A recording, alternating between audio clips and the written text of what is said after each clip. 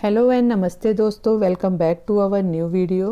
Home making एक art है। धीरे धीरे करके हम अपने होम मेकिंग स्किल को इम्प्रूवमेंट करते रहते हैं। आज के इस वीडियो में ऐसे ही कुछ टिप्स शेयर कर रही हूँ जिससे आप बिना पैसा खर्च किए आप अपने घर को और अच्छी तरह से ऑर्गेनाइज रख सकते हैं।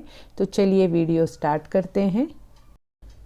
मेरे घर में इस तरह के पेपर बैग बहुत सारे जमा हो गए थे। मोस्टली सभी के घरों में बहुत सारे इस तरह के पेपर बैग मिल जाते हैं, तो इसे हम साइड में रख देते हैं। लेकिन इसका हम बहुत अच्छी तरह से ऑर्गेनाइज़र इसका बना सकते हैं। वैसे हम सोचते हैं कि ये पेपर है, इससे कुछ भी बनना मुश्किल है, लेकिन इसका जो क्वालिटी होती है बहुत अच्छा होता है। तो इस तरह से इसको मैंने ऊपर की तरफ से इस तरह से कट कर लिया है। इसके हैंडल भी जो होते हैं ये भी आप बहुत अच्छी तरह से यूज़ कर सकते हैं। तो इसे मैं साइड में रख दूंगी। और इस तरह से जो बैग है कट कर देने के बाद इसे जब हम ओपन करेंगे तो देखिए काफ़ी सारा इसमें इस तरह से स्पेस होता है। फिर इसे चारों तरफ से इस तरह से इसके कॉर्नर में हम इसे कट कर देंगे और कट करके इसे हम फोल्ड कर लेंगे। इस तरह से फोल्ड कर लेने पे पेपर ये डबल हो जाएगा, तो जिससे ये और ज़्यादा मजबूत हो जाएगा। तो देखिए फोल्ड कर देने के बाद ये कितनी अच्छी तरह से इस तरह से ऑर्गेनाइज़र बन गया है। लेकिन इसके बेस को और थोड़ा मजबूत करने के लिए यहाँ पे मैं ये कार्डबोर्ड की एक कटिंग नीचे बेस पे लगा रही हूँ। तो देखिए बहुत ही सुंदर सा हमारा ऑर्गेनाइज़र रेडी हो गया है। इसमें आप कुछ भी ऑर्गेनाइज करके रख सकते हैं। यहाँ पे मैं इसे यूज़ कर रही हूँ। इस तरह के जो किचन में हमारे टॉवेल होते हैं, सब चीज़ें इसमें जो भी डस्टिंग टॉवेल होते हैं, नैपकिन्स होते हैं, सभी चीज़ें मैं यहाँ पे एक साइड इस तरह से ऑर्गेनाइज कर देती हूँ। तो देखिए बहुत अच्छी तरह से इसमें सेट हो जाता है और देखने में भी अच्छा लगता है। इस तरह के टॉवेल्स को ऑर्गेनाइज करने के लिए हम छोटे छोटे बास्केट मार्केट से लाते हैं प्लास्टिक के। तो इस तरह से आप घर में पड़े बेकार चीज़ों को भी अच्छे से सेट करके उसमें चीज़ों को ऑर्गेनाइज कर सकते हैं। फिर मैं उसे देखिए इस तरह से मेरे किचन के ड्रॉवर में सेट कर देती हूँ, जो कि देखने में भी सुंदर लगता है और चीज़ें ऑर्गेनाइज रहती हैं। हमें टॉवेल्स जब लेना हो तो ईजिली हम यहाँ से ले सकते हैं। हम सभी मंथली ग्रॉसरी शॉपिंग करते हैं और शॉपिंग करके आने के बाद हम सभी जो भी ग्रॉसरी होता है उसे डब्बों में फिल करते हैं।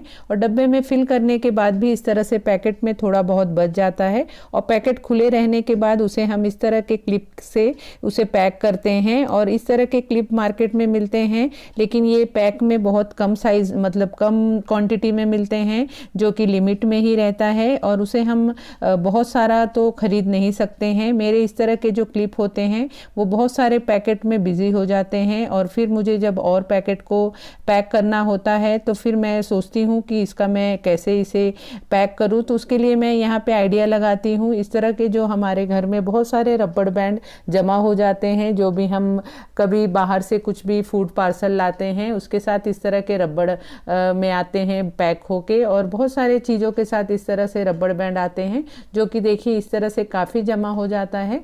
तो मैं इसी रबर का यूज़ करती हूँ इन सब पैकेट को पैक करने के लिए। इस तरह से मैं सभी में रबर बैंड लगा देती हूँ। तो इस तरह से हमारी चीज़ें सब पैकेट्स पैक भी हो जाते हैं और हमारे रबर बैंड भी यूज़ हो जाते हैं। नहीं तो हम कितने सारे क्लिप खरीदेंगे, वो कितने भी खरीदेंगे वो कम ही पड़ेंगे। तो इस तरह के रबर बैंड जो भी आपके घर में पड़े हों तो आप उसका यूज़ कर सकते हैं इन सब चीज़ों को पैक करने के लिए। इस तरह से पैकेट्स को पैक कर लेने के बाद फिर आप कहीं भी इसे ऑर्गेनाइज करके रख दें तो चीज़ें हमारी ख़राब भी नहीं होंगी और हमारे रबड़ बैंड यूज़ भी हो जाएंगे। हम सभी अपने किचन में इस तरह के इमाम दस्ते ओखली का यूज़ करते हैं लहसुन अदरक को कूचने के लिए, क्रश करने के लिए। अक्सर जब भी हम लहसुन या अदरक इस तरह से कूचते हैं तो वो इस तरह से उसे जब हम कूचते हैं तो वो उछल उछल के बाहर की तरफ आ जाता है। और अदरक को जब हम कूचते हैं तो उसमें का जो रस होता है वो कभी कभी हमारे आँखों तक आ जाता है। तो इस तरह से देखिए बहुत बार ये बाहर आते रहते हैं, यहाँ वहाँ छटक के चले जाते हैं और उसके लिए हमें बहुत सारा टाइम हमें देना पड़ता है। इस तरह से उठा उठा के फिर से हम उसमें डालते हैं, फिर उसे इस तरह से क्रश करते हैं। तो इसके लिए मैं क्या की, यहाँ पे देखिए इस तरह के जो हमारे फूड पार्सल आते हैं उनके जो कंटेनर के ढक्कन होते हैं उसे मैंने ले लिया है और उसे फिर मैं यहाँ पे बीच के तरफ इस तरह से इसे कट कर लूँगी। तो कट करने के लिए यहाँ पे मैंने चाकू को गैस पे गरम कर लिया है और गरम करके इस तरह से बीच में इसे हम इस तरह से कट कर लेंगे। आराम से करेंगे क्योंकि चाकू गरम होता है। और इस तरह से देखिए देखिए कट कर लेने के बाद आप जब भी अब आपको लहसुन या अदरक कुछ भी कूचना हो तो आप उसे इस तरह से इसमें इसके उखली के हैंडल को डाल के फिर आप कूचे तो देखेंगे कि बहुत ही आराम से हमारे लहसुन और अदरक क्रश हो जाएंगे और वो बाहर के तरफ भी नहीं आएंगे। इस तरह से हमारा टाइम भी सेव होगा। तो बहुत ही अच्छा आइडिया है, एक बार आप इस तरह से करके ज़रूर ट्राई करना। और नेक्स्ट टिप भी है, इसी ओखली को ही लेके जब भी हम चीज़ों को इस तरह से इमाम दस्ते में कूचते हैं तो हमारा जो प्लेटफॉर्म होता है उसका सरफेस भी इस तरह से प्रेशर लगाने के बाद उसमें से आवाज़ आती है, बहुत ज़ोर ज़ोर से मतलब प्लेटफॉर्म पे से आवाज़ आने लगती है और साथ ही हमारा सरफेस भी ख़राब होने का चांस हो जाता है। तो जब भी आप ओखली या इमाम दस्ते का यूज़ करें तो नीचे इस तरह से आप कोई भी टॉवेल को फोल्ड करके रख के फिर आप उसे कूचें तो इस तरह से किसी को डिस्टर्बेंस भी नहीं होगा और हमारा जो सरफेस है वो भी ख़राब नहीं होगा। आई एम श्योर सभी के किचन में इस तरह के बॉटल तो ज़रूर होंगे। हमें अपने बच्चों के लिए पिज़्ज़ा या पास्ता बनाने के लिए इस तरह के जो पिज़्ज़ा मिक्स होते हैं, चिली फ्लेक्स होते हैं, उनके बॉटल्स हमें रखने पड़ते हैं। तो इस तरह के बॉटल्स को ऑर्गेनाइज़ करने के लिए मैं यहाँ पे इस तरह का जो हमारे बच्चों के वाटर कलर के डब्बे होते हैं जिसमें वाटर कलर आता है, इस तरह के डब्बे में मैं इसे ऑर्गेनाइज़ करती हूँ। बहुत ही अच्छे शेप में और इस तरह से छोटा सा होता है जो देखने में बहुत क्यूट सा लगता है। आप चाहे तो इसे पेंट कर ले या कुछ इस पे आप रैपिंग पेपर लगा ले, लेकिन मैं इसे इस तरह से ही यूज़ करती हूँ। इसमें ही मैं एक साथ सभी जो मेरे पिज़्ज़ा हब हुए, जो मिक्स हब हुए और चिली फ्लेक्स हुए, इन सभी को मैं एक साथ ही इसमें रख देती हूँ। इस तरह से एक साथ रखने पे जब भी पिज़्ज़ा या पास्ता बनाना होता है तो एक ही साथ हमें इस तरह से लेके मैं इसका यूज़ कर लेती हूँ, जो देखने में भी देखिए अच्छा लगता है और हमारी चीज़ें जो हम फेंकने वाले रहते हैं उसे हम अच्छी तरह से ऑर्गेनाइज भी कर सकते हैं। अगला टिप है, जब भी हम कढ़ी बनाते हैं तो हमें बेसन की ज़रूरत पड़ती है और बेसन हम डब्बे में से इस तरह से चम्मच से लेते हैं और कभी कभी चम्मच से लेते समय वो गिर भी जाता है। तो इसके लिए मैं यहाँ पे इस तरह से जो विस्कर होता है, हैंड विस्कर, उसका ही यूज़ करती हूँ बेसन को लेने के लिए। तो इस तरह से आप बेसन के अंदर विस्कर को डाल के थोड़ा सा अंदर की तरफ इस तरह से रोल करें तो देखेंगे कि विस्कर के अंदर ही बेसन आ जाता है और बहुत ही अच्छी तरह से आ जाता है कि आप उसे कितना भी हिलाएंगे तो वो अंदर की तरफ ही इस तरह से बैठ जाता है।